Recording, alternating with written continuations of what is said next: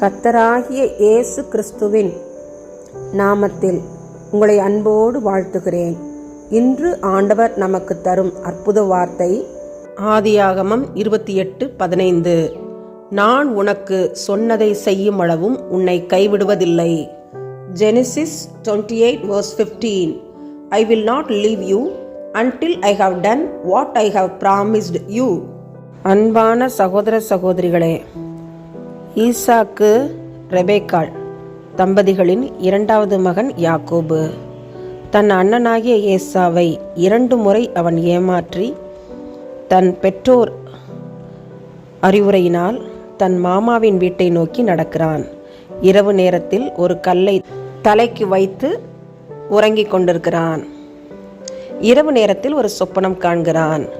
ஒரு ஏணி வானத்தின் உச்சியையும் இவன் படுத்திருக்கும் இடத்தையும் தொடுகிறது. தேவதூதர்கள் ஏறுகிறவர்களும் இறங்குகிறவர்களுமாக காணப்படுகிறார்கள்.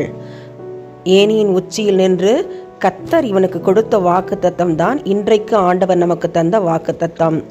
நம்முடைய வாழ்விலே கர்த்தர் எத்தனை வாக்குத்தத்தங்களை கொடுத்திருக்கிறார்.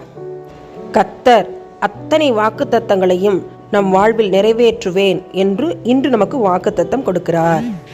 அப்படியே அந்த வசனத்தை விசுவாசிப்போம், அறிக்கையிடுவோம். யாக்கோபை கோலும் கையுமாக கடக்கச் செய்து நிறைவாக ஆசீர்வதித்து அந்த இடத்திலே தன் பொருத்தனை நிறைவேற்ற செய்த தேவன் இன்று நம் வாழ்வில் நாம் தனித்து ஜெபித்து கர்த்தர் நமக்கு கொடுத்த அத்தனை வாக்குத்தத்தங்களையும் நம் வாழ்வில் நிறைவேறப் பெறுவோமாக. ஆமென். எங்களை கைவிடாதவரே, எங்களை விட்டு விலகாதவரே, எங்களை இரட்சிக்கிறவரே, பரமபிதாவே, இந்த அருமையான ஜெப நேரத்திற்காக நம்ம கொடான கொடி ஸ்தோத்திரங்களை துதிகளை ஏறெடுக்கிறோம். எங்களை நம்முடைய சமூகத்திலே தாழ்த்தி ஒப்பு கொடுக்கிறோம். இந்த 2025ஆம் ஆண்டு பிறந்த அந்த புத்தாண்டு தினத்தன்று ஒவ்வொரு மாநிலங்களிலும் அளவுக்கு அதிகமான மது விற்பனை நடந்ததை நினைத்து கேள்விப்பட்டு வருத்தப்படுகிறோம். ஆண்டவரே, மதுவுக்கு அடிமைப்பட்ட மக்களுக்காக நம்முடைய சமூகத்திலே பாரத்துடன் வருகிறோம். ஆண்டவரே, விடுதலை தர வேணுமாய் நாங்கள் ஜெபிக்கிறோம். சுவாமி, குடும்ப சூழ்நிலையை கண்ணோக்கி ஆண்டவரே, தவறான அந்த பாவ பழக்கத்திற்கு அடிமைப்பட்ட அத்தனை ஜனங்களும் விடுதலை பெறும்படியாக நம்முடைய சமூகத்தில் ஒப்பு கொடுத்து ஜெபிக்கிறோம். ஐயா, ஆண்டவரே, உணர்வுள்ள ஜீவியத்தை அவர்களுக்கு கொடுத்துடணும். சுவாமி, ஆண்டவரே, தேவனை இரக்கம் காட்டும். ஆண்டவரே, குடும்பத்திலே சமாதானம் நிலவ கிருபை கொடுங்க.